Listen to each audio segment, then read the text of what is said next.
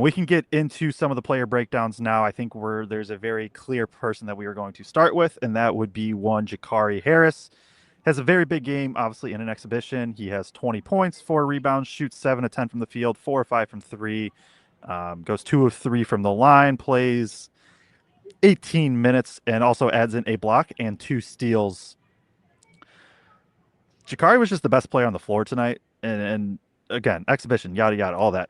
But even you don't expect this level from Jakari every game. I think that's unfair. But right, even with CJ last year, right? You didn't expect CJ to go for 15 every night. But you knew in the back of your head, like, oh, if CJ sees one go early, like he can go for 15 to 17 points. And we know that's true this year as well.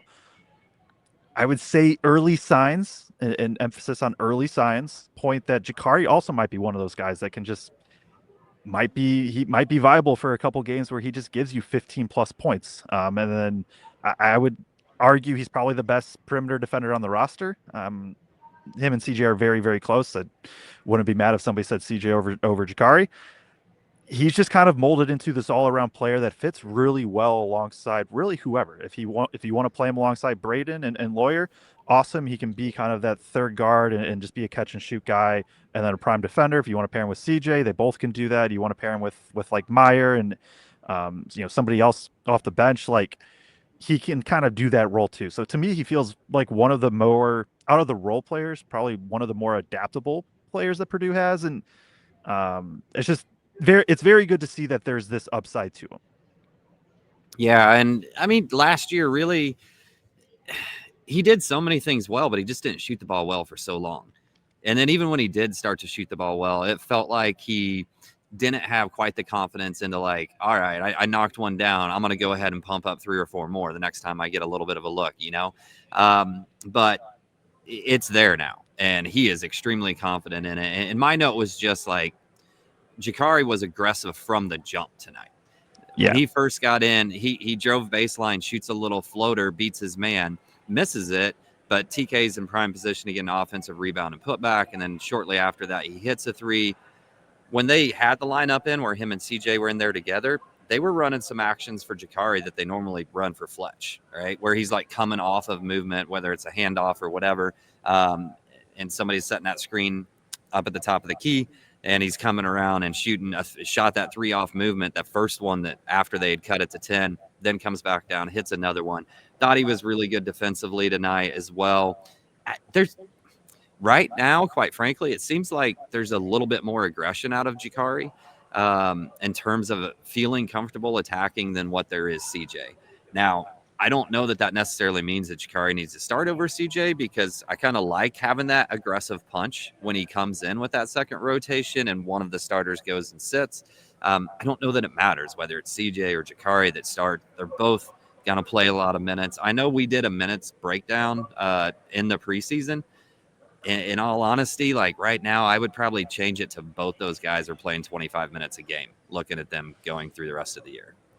Yeah, I think I had both at like 19 or 20, and it probably would be bumped a little bit as well. Yeah, I think I'm with you of like I don't actually care who starts. And there's gonna at some games you just ride the hot hands. Obviously today was a Jakari game, so you're just gonna ride the hot hand more. And actually, I mean, he still played 2 less minutes than CJ. Um, Probably would like, yeah, just if he's going to play even close to this level, you just want to kind of keep getting him more and more minutes. I think we'll talk about Meyer later. Obviously, he's going to take a little bit to really be able to come on and thrive.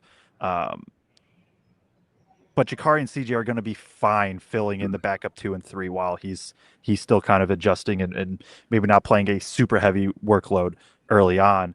Yeah, it's really good to see how aggressive, like you said, how aggressive Jakari was. That was my first note on him too. It's just playing with confidence, playing with aggression right away, and Purdue is going to need that out of both CJ and Jakari. Right, I think those two get compared a lot by all of us, just naturally because they play very similar positions. I agree. I think Jakari's more aggressive of a driver. CJ's probably a little bit better, like pure shot creator on the perimeter. It's going to be fun because there's going to be random games where they both go for 15 or 20 points, and It's going to be very fun, and I think they're both. I think you have a lot more confidence this year playing them both together. You could Yeah. do it some last year, but it was kind of like all right, let's see what happens. This year, it's more of like oh, I think that's a really good line. That's going to be. I would bet Braden, CJ, Jakari closes some games this year. I would I, I would think that probably happens. No doubt. If we've got a 5, 6, 7 point lead and they're just trying to get some defensive stops and still feel comfortable in what they're doing offensively, would not shock me at all. At minimum, we already saw it last year. Painter will do that offensive defense substitution as well at those end of those games. So I I'm gonna peel back a little bit on my 25 minutes a game because I just ran the math in my head and I was like, okay, that only leaves 5 minutes for Meyer. So I'm gonna go down to like 22 minutes a game for both of those guys, and then that leaves like 11 minutes a game or something like that for Meyer to go there. Braggs, we're gonna get to you. We are following a strict script tonight, and that's coming up in a little bit. He did say to end, so at least credit to Braggs for Okay, that. okay. Let's jump to Daniel Jacobson. I would say if Jakari was 1A for who popped today, Jacobson was probably 1B then. He ends the game today with 10 points, 8 rebounds, one of them being offensive, 2 blocks, and a steal. Did have 4 fouls and 3 turnovers, but goes a perfect 5 of 5 from the field. I think if I am allowing myself one like overreaction, I guess, to the exhibition games, and I don't think this is a hot take in any capacity. Purdue just looks better with Jacobson on the floor compared to Cluff right now. It flows a bit better with him and TK when he's in with TKR. I think this roster suits defensively what Jacobson does more than what Cluff does. Right, where Cluff's this kind of high hedge, super aggressive guy. Jacobson's a little bit more conservative, kind of deeper drop, keeping guys in front, just more traditional to what we've seen at least over recent years from Purdue, excluding last season. The shot blocking's there. The one kind of critique I have from this game that I've really noticed is like when he rebounds, he doesn't meet at the apex of his, and I know he doesn't have to jump much to go get boards, but like he lets the ball get to like his chest a lot of times before grabbing. And so it's not even that he like brings it low, it's just that he like catches the ball low off boards. I think right, it's nitpicking, and he had an awesome game. That was like the one thing that really stood out, was just like, all right, kind of have to keep improving on the glass and kind of aggression there, but otherwise, like, yeah, really good game from him. And I think Purdue's ceiling goes where Jacobson goes right now.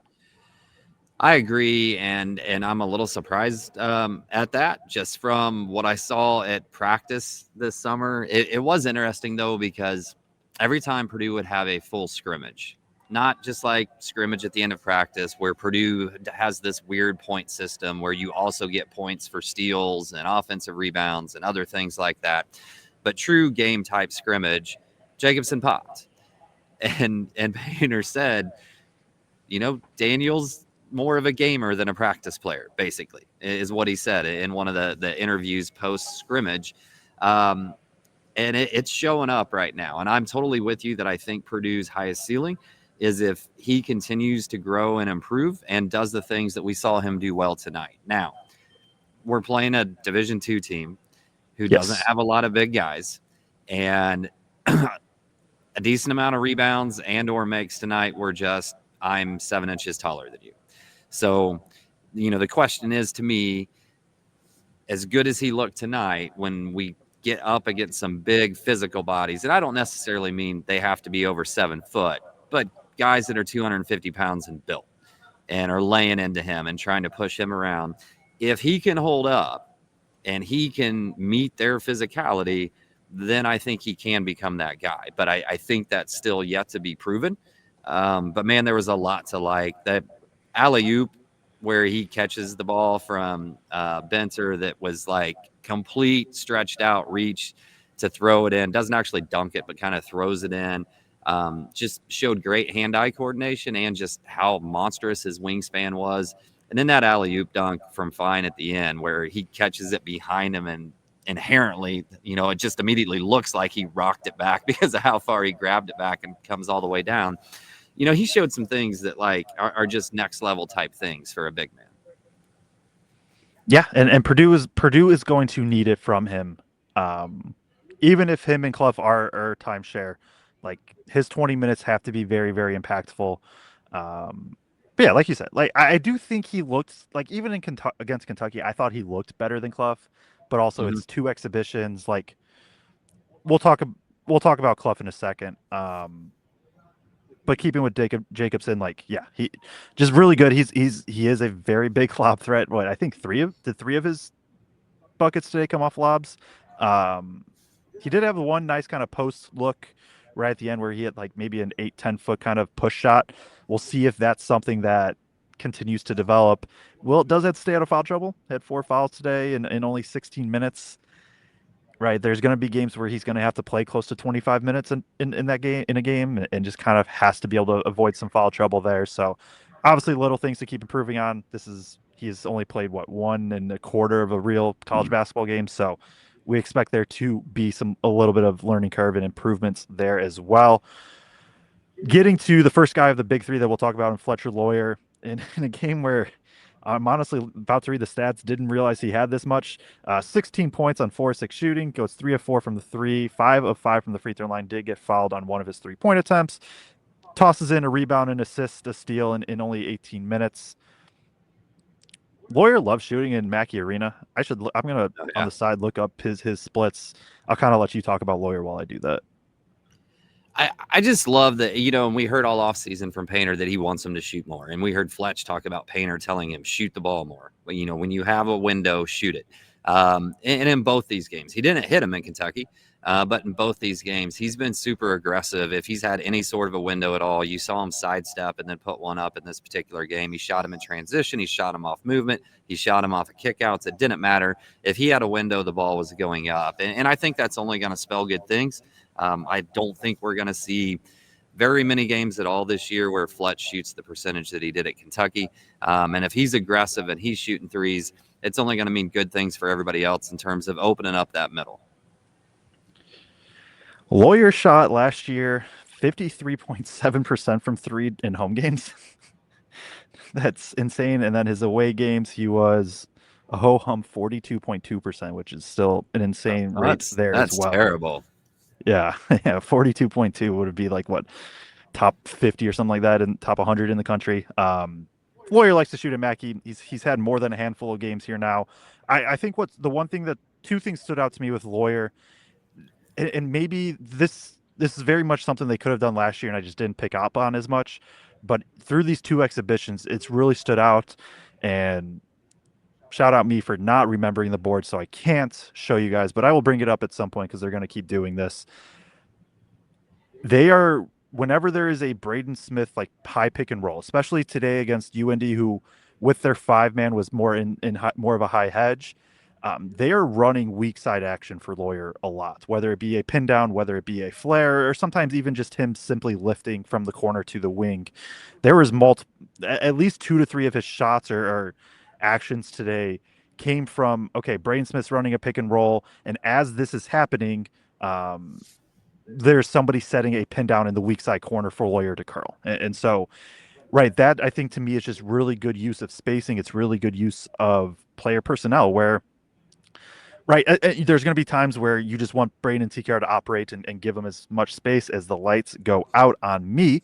We'll figure out exactly how this happens. This will only happen in the exhibition today. They don't shut the lights out on us for the rest of the season. You're just going to get eerie Joe Jackson, I guess, for the rest of the show.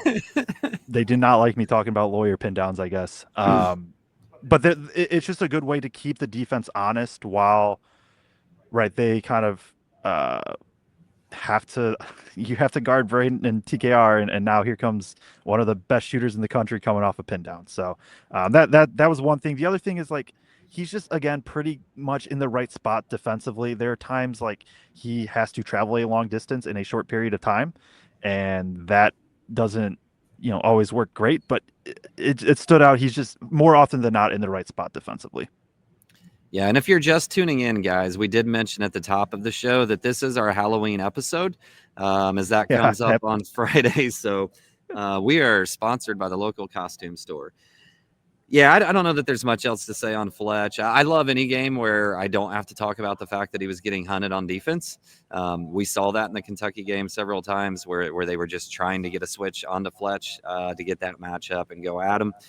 Didn't stand out at all tonight from that standpoint. So I love that on top of the shooting that was there. TKR and Smith both here, Joe, just felt like okay, like they had a game, you know. Um, it seemed like Braden was trying to do more about getting everybody else involved. He did have 7 assists, but really wasn't even looking for a shot at all. It was like, all right, we're gonna make sure that everybody else sees some shots go down before our first official game, feels good about themselves before we start the real season. And for Trey, I did one thing I will say, I do feel like Trey really felt active on the glass tonight.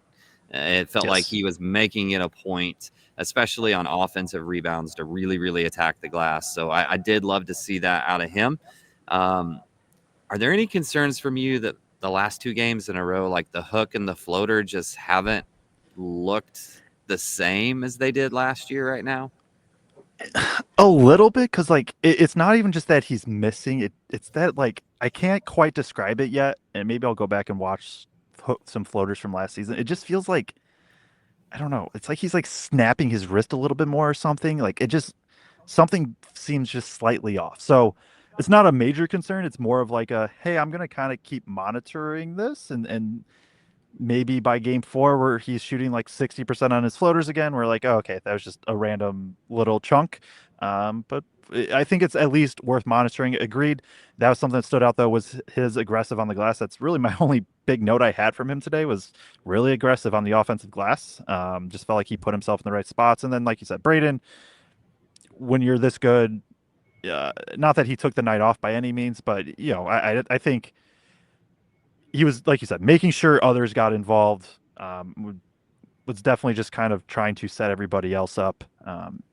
No, no real takeaways on what Braden did tonight, because I think he has multiple more levels to him, and we will definitely see them when the time when it needs to happen. So, also I am like staring into my phone flashlight, so we'll see how my eyes are after this, but at least I don't look incredibly scary. Maybe just a little bit at this point. Only a few more guys that we'll talk about. I think a couple more we'll hit on a little bit more independently, and then maybe group a couple towards the end. CJ today, he ends with 7 points on 2 of 3 shooting. All of those coming from three. 1 of 3 from the free throw line. Sometimes he sneakily struggles from the free throw line. Adds in 3 boards. Adds in a steal. Kraig, thoughts on CJ from today?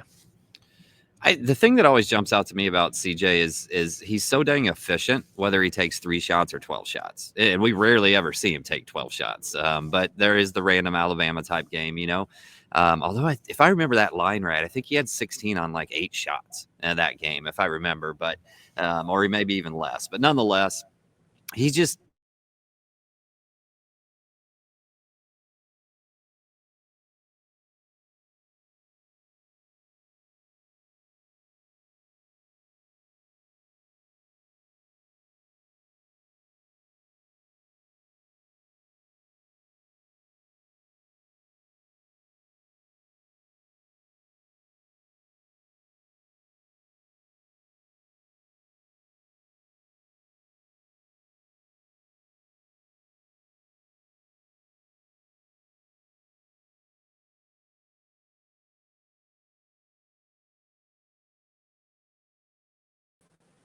Um, can somebody in the comments let me know if you can hear me right now? They might have shut the Wi-Fi off on us too. I don't even know if I'm lagging or not. Yeah, just somebody let me know if you guys can even hear me right now. Okay, as long as I'm not super laggy, hopefully. Oh, and it might have just went out. I don't even know. I'm just gonna keep talking. So, I don't really know what Craig was talking about because he cut out on me way earlier than what was shown. I think we were talking about CJ being efficient, and yeah, like I said, he only takes 3 shots. He still gets 8 points, or 7 points. Like i- a solid game. Nothing, right? Nothing super big to take away from me on kind of either end. just kind of right. He's a solid player. We know there's going to be games he really, really pops. We know there's going to be games where he only takes 1 to 2 shots. He plays good defense and just kind of works from there. Yeah, and so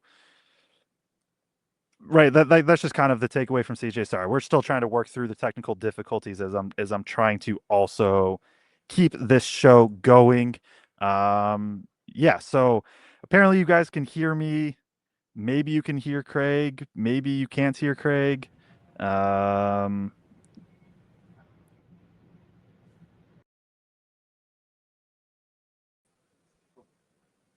oh, wait. Oh, no. We had it. I had it. And there we go. We are back fully, I believe, now on Boilers in the stands. They can't Appreciate shut us down, Joe. They no cannot shut us down. as hard as they try. We will keep talking for like 10 to 15 more minutes. Um, I rambled about CJ and kind of word vomited about, hey, CJ's good. Some nights he's going to be super eye popping. Some nights he's not going to be in, but still play solid. Anything else from that on CJ? I literally have no clue what you said about him. I'm going to be honest. I just said that he's super efficient. And when you have the big three out there, your other two spots, you have to have that. They have to be efficient, whether they're shooting 3 shots or whether they're shooting 10 shots in any given game. And you want that consistency over and over again. And every time you look at his line, it just feels like he's super efficient. And I think that's one of the reasons that so far he's kept that spot in the starting lineup. Let's go ahead and move on to Cluff. I just feel like he doesn't feel comfortable out there yet. Just playing with Braden, like they're not quite connected in terms of receiving that pass, where that pass is going to come from for Braden, where Oscar wants that to come from at certain times when he is trying to like get him going offensively. I felt at times in the Kentucky exhibition in the first half of this game that it's like, where's this super physical guy that was just dominating the glass in practice and in scrimmages in the preseason? And then it felt like he got in foul trouble and went to the bench. And then there was like a segment in the second half where it just felt like, hey, I'm the biggest dude out here. I'm getting everything. And he gets 2 offensive rebounds in a row, gets a putback, I think, on the second one. Then over on the other end, immediately rips a defensive rebounder away, knocks 2 or 3 people out of the way in the process of doing so. And it's like, okay, that's the Cluff that we've been told about. Now, again, not playing against the biggest lineup in the world. Need to see that against Big Ten type competition or Power 5 type competition. But it was nice to at least get a glimpse of it, right? And what did he finish with rebounds in this game? 6 or something like that? I think 5, 3 offensive rebounds, 2 Yeah. defensive rebounds. On how many total minutes? 16 because he got into foul trouble very early. Right. Right. So, I mean, in terms of per minute standpoint, I don't know what the actual percentages were or anything like that, but you're not bad from that standpoint. But it was just nice for that little window, at least, to see him assert himself. But it really feels like it. And we're going to talk about some of the other new guys, whether they're transfers or incoming freshmen or whatever in a second. But when we were talking before we came on the show, it was just kind of like, it feels like with all the new guys right now that they're trying to feel their way out. And that's to be expected. First 2 games, even though they're not real games, first 2 games that any of them have played on with this team, it just feels like they're thinking things through both offensively and defensively, and not everybody is connected completely in terms of, again, where am I most comfortable receiving that pass? Where do I need to put that pass for this player? Those types of issues. Yeah, I think that last part is what I really wanted to hit on it, and um, I would lump Meyer into this. We'll talk about him next, but you can like visibly see that Cluff is thinking. He isn't just playing right now. Like he is thinking, how do I fit? Where do I need to go? And right, there are times where it's just like, okay, by the time he can process all of that, the shot's are already up, and that's where it's hard for him to get into position for rebounding like we expect him to be. Um, right. I started out on the show like I think the ceiling goes where Jacobson goes. I think I've kind of thought that all off season. That doesn't mean Purdue like doesn't need Cluff. Like they still absolutely need Cluff, and maybe the roles are a little bit different. Where maybe Cluff is more the 15-minute a game guy. I honestly I do. Again, against UIndy and even again as against some of their bench. But like you said, you saw kind of that spurt towards the end where it was a little bit less thinking and more just playing. I also think there's some like, does he actually kind of fit better with that second unit when TKR is off the floor and you do have Benner in? And Cluff's going to have to learn how to play with TKR still. Like there's no getting around that. But I think there is going to be a reasonable discussion of, okay, should Jacobson start because maybe he fits a bit better right now with TKR. Maybe Cluff fits a little bit better when you have a pure stretch at the four. And obviously there's going to be some overlap in between. Not completely out on Cluff by any means, just has to become more comfortable, just has to find his way. And there's also, I think that may potential like as he starts learning more, I think the staff can make it a lot easier for him too to just simply be like, hey, go be physical, like go be you, go rebound the basketball. Yeah. And that's just going to come with a little bit of time. And to me, it's completely in regards to Cluff and how Cluff fits in. Like I don't see anything when I watch that's different than when First was out there relative to TKR of like he's in my space or he's messing Yeah. up what I'm trying to do on the offensive end. It's more to me, it's just Cluff isn't sure how he's supposed to impact the game right now. And again, like you said, just thinking through it. Let's move on to Meyer. We saw him whip a full court one-handed pass that was a perfect dime to Antoine West. But similar things out there. The offense seemed to get a little bit more methodical, slower. Seemed like he was thinking through what he wanted to do and how he wanted to try to set somebody up in the half court. Struggled in his jump shot today, whether that was a 3-point shot. Well, that's all he took was threes, other than the drive that he made to the rim where he scored and got fouled. Does finally hit a three later in the game, but some struggles there early on.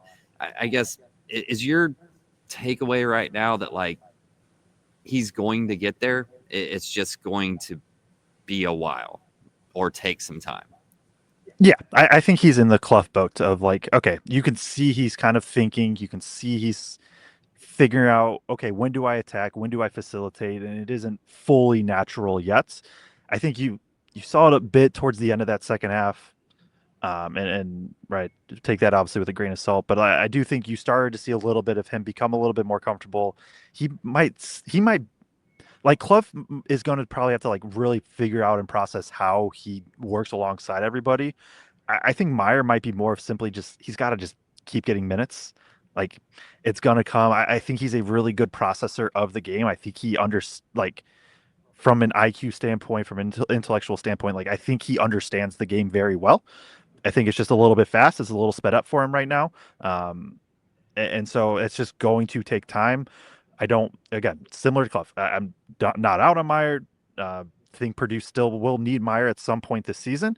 I think they're with the leap Jakari and CJ are taking may not be as urgent, but right to get to, if we are to get to absolute Purdue ceiling, like Meyer is a, I don't know, 15 to 25 minute a game night guy in that scenario if they're reaching their absolute ceiling because right you see the flashes, you see some of the passes he's able to make. He is not shy on his shot making, so it's there, just have to give it some time. Two small things, I know we're trying to kind of wrap this up soon. One, I'll start with the negative and then I'll go to the positive. When he comes off the pin downs, he comes off really wide, like into those handoffs, where like his pull up three is like the only look that he can get. And that was one of my worries with him was his driving ability. I didn't think it was his finishing ability wasn't great, even at like on the Israel team. Um, but he's not even giving himself the shot right now on some of those looks on the handoffs where right off those handoffs you're playing against more bent defenses already. Those are the opportunities that he should be able to really be able to get downhill, and he's just coming off really wide. The positive though, that I noticed, I thought the off-ball defense was good, and I don't even know if he had a steal or anything, but just some of the switching and things like that on a night where Purdue's switching, just it's going to need to continue to be worked and cleaned up for pretty much every single person involved. I thought he did a pretty good job of understanding where he needed to be, making the right rotation. So there are a couple little things like that that I think were positive. We're I gonna want kind to of, oh I want to see him get to his mid range. Like to yeah, me, that is by far and away the best part of his offensive game. And it's been too much settling for threes. Get to that 15-footer, man. Like he is awesome when he gets into the middle of the court and shoots from that 10 to 15 foot range. yeah, definitely. Two super chats going to shout about really quick before we get to the last group of players. Amit Patel says, love Bits post game. How about Aaron Fine? 3 assists, 2 rebounds in 2 minutes. Way to go, bench Boiler up with the $9.99 super chat. We do appreciate that. Yeah, Aaron Fine's fun. He is somebody. He's one of the walk-ons that like could go play somewhere if he really wanted to. Obviously, there's a reason though that he wants to be at Purdue. And then also 499 super chat from Bonner Boiler Ball. So we appreciate those. Yeah, last group of players is we're just going to kind of lump Jack Benner, Antoine West, and Liam Murphy into one. I'll throw up the stats here. Benner's going to knock down threes more than this. Like I promise, it's going to happen. Do think to me he's pretty clearly the backup 4 between him and Murphy. Murphy did come in and absolutely stripe one, and right there is, even if Murphy isn't a rotation player, there is something to having your 10th guy be just an absolute sharpshooter off the bench that can randomly come spark for a game. But no, I like obviously the shots. What Benner's probably 1 for 8 between the 2 exhibitions from 3 or something like that. There's still a lot to like. I think he understands the offense well. I think he understands where he needs to be well. And the shots are going to fall. West, like, he is the one newcomer on this team that he does not think, or he is not thinking he is going out and playing, is what I meant to say. Like, he is just going out there to hoop. And that's kind of the player that he is, where he's not shy. And I know what he shoots. Man, there's so many players that played today. Where is he even 3 at? of 8. 3 of 8. 3 of 8 from the field, 2 of 6 from 3. Got a couple to go. I think you see, right, he's an incoming freshman with a high ceiling, and there's also going to be times where it's just like, oh, he's a freshman. I think we saw a little bit of both of those tonight. We'll see whether he redshirts or not. Yeah, those are kind of my thoughts on the 3. He put up 8 shots in 15 minutes. He took the 3rd most shots of anybody on this team. He is not shy. Look, I've been high on him all summer. I said after the Kentucky game, it probably looks to me like maybe that red shirt is waiting for him, but ultimately he's the one that's going to decide that, right? The coaching staff will talk to him. He decides whether he takes that red shirt or not. But he is not shy, and I think he has a really, really high upside. I'm glad everybody else got to see him knock a couple of those down and get to the rim and hit the 2 as well, because we saw it during practice a lot this summer.